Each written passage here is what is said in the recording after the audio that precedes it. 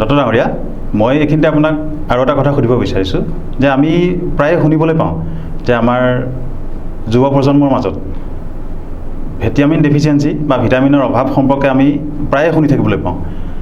এই অভাৱ, ভিটামিনৰ অভাৱ বা ভিটামিন ডেফিচিয়েঞ্চিৰ কাৰণটো আপুনি কি বুলি ভাবে বাৰু? এই ভিটামিনৰ সম্পৰ্কে আমি বৰ সজাগ বা সচেতন নহয় বুলিয়ে মই ভাবোঁ যে ইয়াৰ প্ৰয়োজনীয়তা কি বা ইয়াৰ অভাৱত শৰীৰত কি ঘটিব পাৰে, সেই পাৰ্টটোক আমি যেন এভইড কৰি আছোঁ। তো মোৰ বহুত দূৰলৈকে ঠিক তেনেকুৱাই লাগে।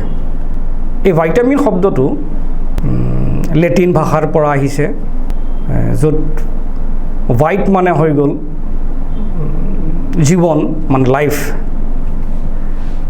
আৰু এমিন শব্দটো আহিছে এমাইনৰ পৰা। আগতে ভবা হৈছিলে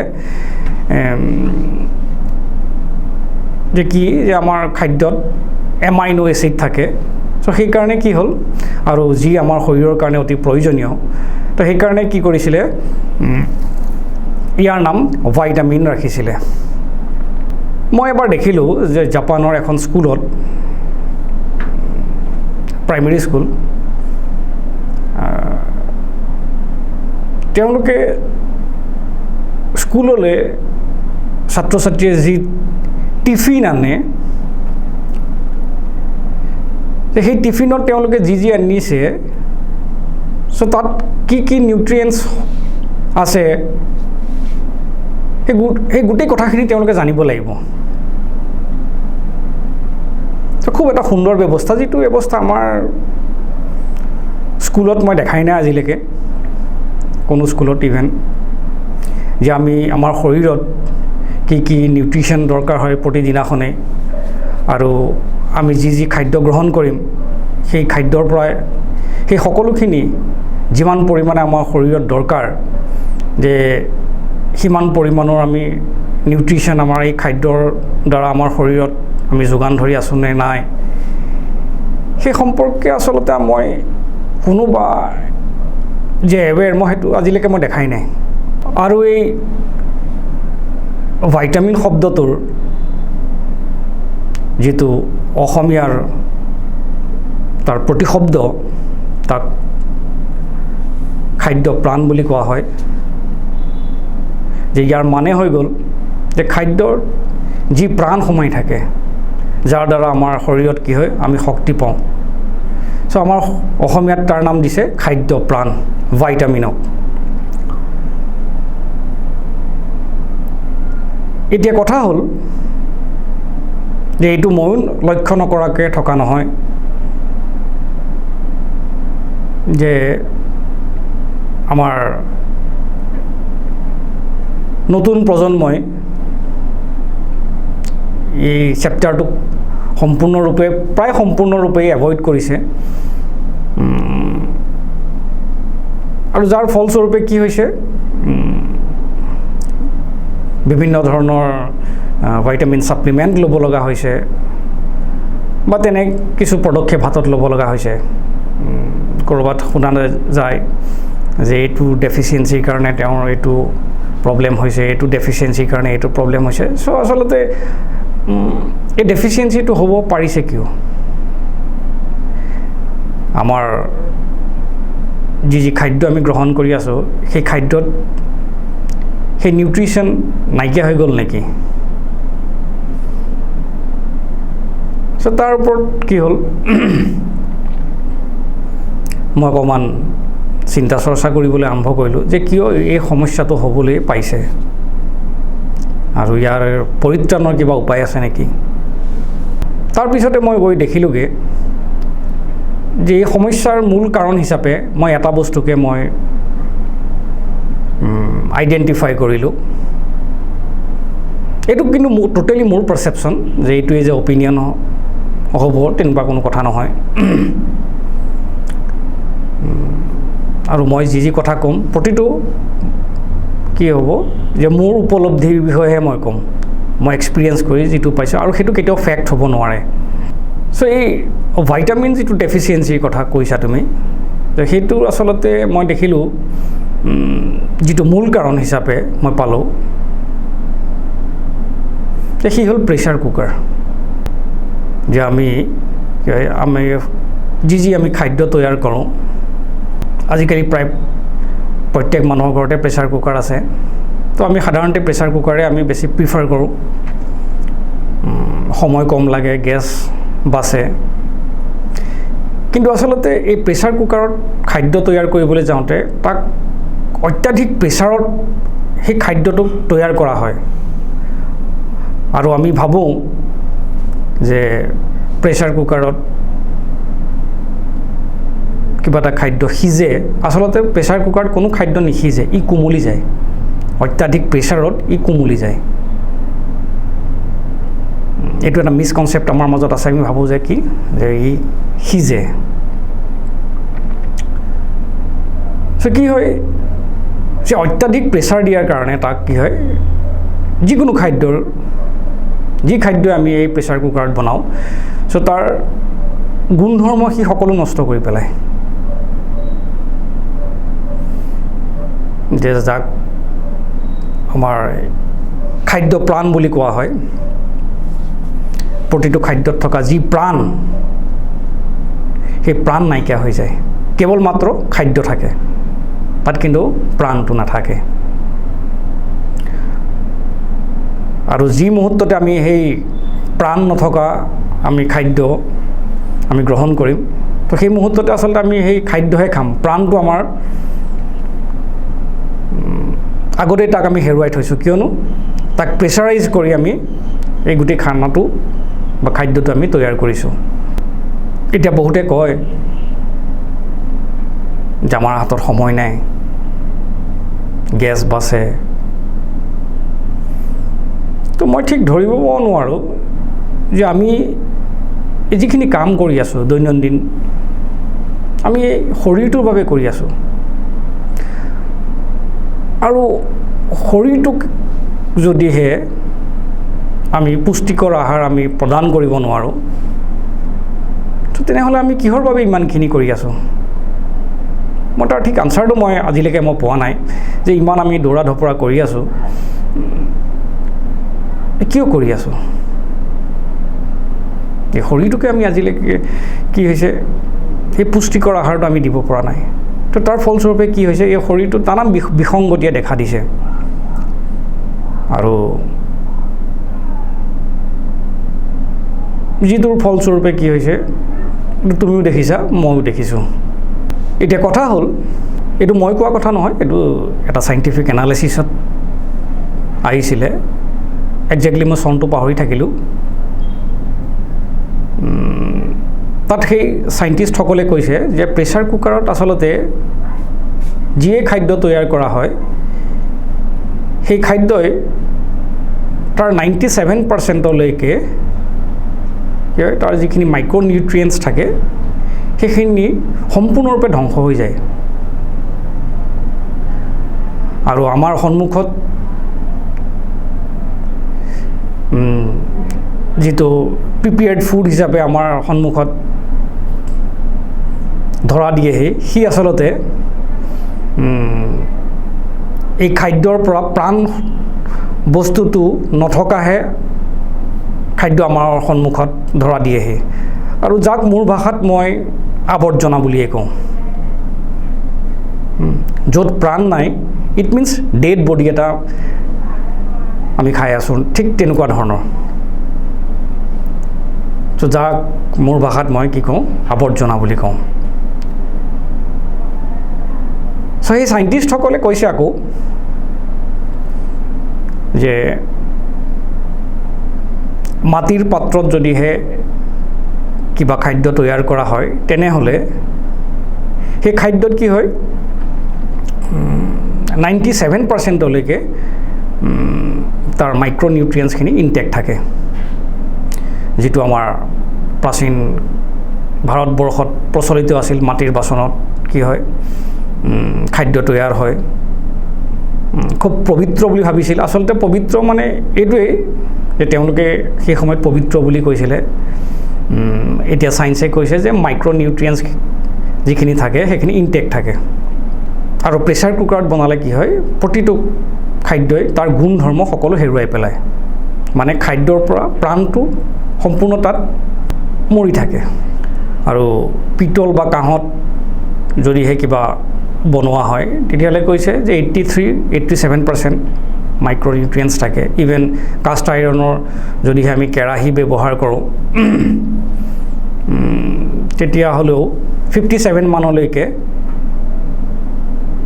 মাইক্ৰ'নিউট্ৰিয়েণ্টছ ইনটেক্ট থাকে আচলতে মই এটা খুব সৰু এক্সাম্পলৰ দ্বাৰা মই তোমাক বুজাই দিছোঁ ধৰি লোৱা হওক এটি শিশু জন্ম হৈছে আৰু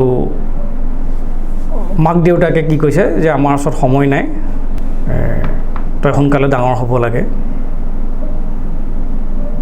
তো সেইবাবে কি কৰিছে সেই নৱজাত শিশুটিক দেউতাকে দুটা ভৰিত ধৰিছে আৰু মাকে কি কৈছে দুখন হাতত ধৰিছে আৰু টানিছে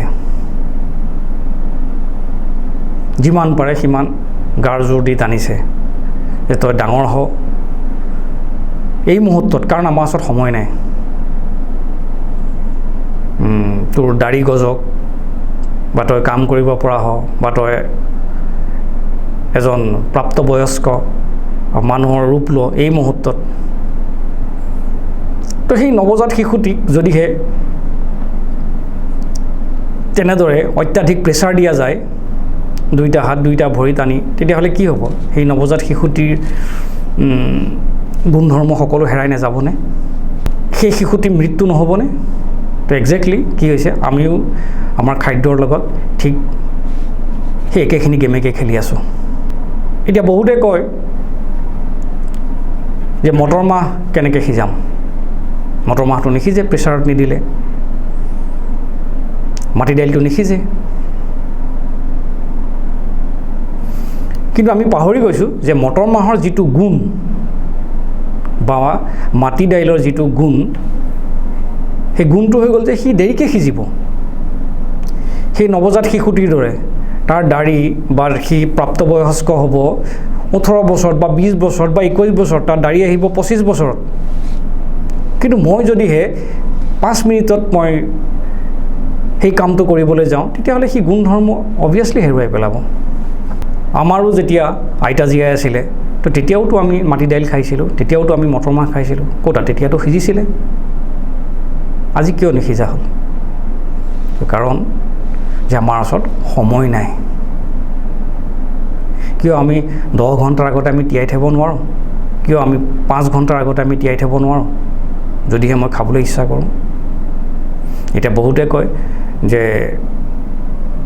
তোমাৰ ঘৰত আছে নাই প্ৰেছাৰ কুকাৰ মই কওঁ আছে সেই অৰ্নামেণ্টছৰ দৰে মই তাক কি কৰিছোঁ পেলাই থৈ দিছোঁ কোনো কাৰণতে মোৰ ঘৰত মই প্ৰেছাৰ কুকাৰ ইউজ কৰিবলৈ নিদিওঁ কিন্তু জনাৰ পিছত যদিহে মই তাক দৈনন্দিন জীৱনত বা মোৰ জীৱনত তাক ইমপ্লিমেণ্ট কৰিব নোৱাৰোঁ তেনেহ'লে জনাই নজনাই সমান হ'ব বা মই ভাবোঁ মোৰ পাৰচেপশ্যনৰ মতে মই যদি কিবা এটা বস্তু জনাৰ পিছত আকৌ সেই একেটা ভুলেকে কৰোঁ তেনেহ'লে মই আচলতে এটা জনা বুজা মূৰ্খ চ' সেইকাৰণে কি কৰিলোঁ মই আজি 4 বছৰমান আগতেই মই মোৰ ঘৰত খাদ্য তৈয়াৰ কৰিবলৈ মই মাটিৰ বাচন মই কিনি আনিলোঁ এতিয়া তুমি সুধিব পাৰা যে মাটিৰ বাচন ক'ত পোৱা যায় চ' এমাজন আছে তাত তুমি চাৰ্জ কৰা পাই যাবা এটলিষ্ট যি আমি খানা মানে খাদ্য আমি খাম তো সেইটোতো আমি এই শৰীৰটোক কি কয় এটা পুষ্টিকৰ আহাৰ দিওঁ যদিহে আমি নিদিওঁ তেনেহ'লে কি হ'ব এই যি ভাইটামিন ডেফিচিয়েঞ্চিৰ কথা কৈছা তুমি সেইটোৱে হ'ব আৰু দেখা যায় যে এই প্ৰেছাৰ কুকাৰটো যিটো ধাতুৰ দ্বাৰা তাক নিৰ্মাণ কৰা হয় সেই ধাতুটো হৈ গ'ল এলুমিনিয়াম আৰু বিজ্ঞানে এইটো বহুত আগৰ পৰাই কৈ আহিছে যে এলুমিনিয়ামত বনোৱা খাদ্য আমি গ্ৰহণ কৰিলে আমাৰ শৰীৰৰ বাবে কি হয় ই অপকাৰী কিয়নো এলুমিনিয়ামটো এটা হেভি মেটেল যাক ডাইজেষ্ট কৰিবৰ বাবে আমাৰ ডাইজেষ্টিভ ছিষ্টেমটোৱে বহুতো অসুবিধাৰ সন্মুখীন হয় এলুমিনিয়াম আচলতে প্ৰচলন কৰিছিল ব্ৰিটিছে কাৰাগাৰৰ বন্দীসকলৰ বাবেহে, যাতে সেই আন্দোলনকাৰীসকলক কি কৰিব পাৰে, কাৰাগাৰত বন্দী কৰি থৈ তেওঁলোকক এলুমিনিয়াম পাত্ৰত বনোৱা খাদ্য খুৱাই তেওঁলোকক যাতে ৰুগীয়া কৰি ৰাখিব পাৰে, তাৰ বাবে কি কৰিছিল ব্ৰিটিছে ভাৰতবৰ্ষত এলুমিনিয়ামৰ প্ৰচলন কৰিছিল। কালক্ৰমত ই আমাৰ অভিজাত্যৰ এটা চিন হিচাপে পৰিগণিত হ'ল।